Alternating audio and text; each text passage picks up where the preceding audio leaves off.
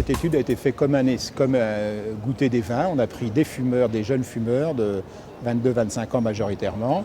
Il y avait 10 cigarettes autour de la table avec 5 concentrations différentes et 2 voltages différents.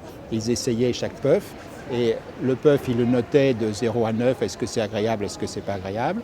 Et après, ils donnaient une autre information. Est-ce que essayer un tel produit vous donne éventuellement l'envie de quitter le tabac pour switcher? Et ce qu'on voit, c'est qu'il y a une relation énorme entre le trophyte, l'effet sensoriel agréable et l'envie de quitter le tabac. Et on retrouve ce qu'on retrouve chez les patients à l'hôpital, c'est-à-dire que dès qu'il y a un trophyte qui est élevé, un score très élevé de trophyte, ils veulent prendre le produit. Quand c'est bas, et ça ne les intéresse pas.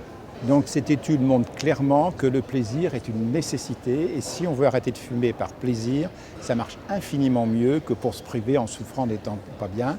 Et le switch de l'e-cigarette, en particulier chez les jeunes, parce que là c'était des étudiants, le plaisir est dominant et le plaisir dans les 5 premières secondes.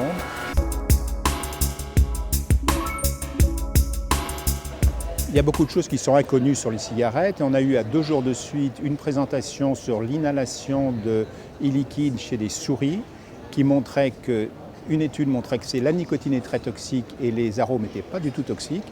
Et l'autre étude montrait strictement le contraire. Donc il y a des problèmes de méthodologie d'études qui sont faites. Il faut aller voir en profondeur comment c'est fait.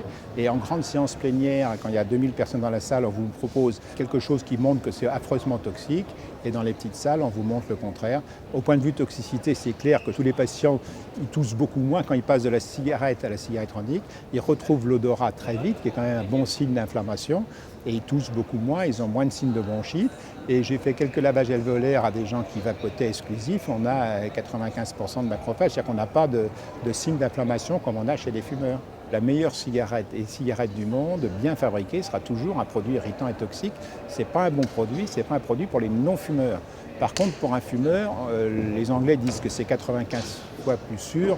Moi, je suis sûr qu'ils se trompent. C'est au moins 99% plus sûr sur les données qu'on a que de fumer la vraie cigarette.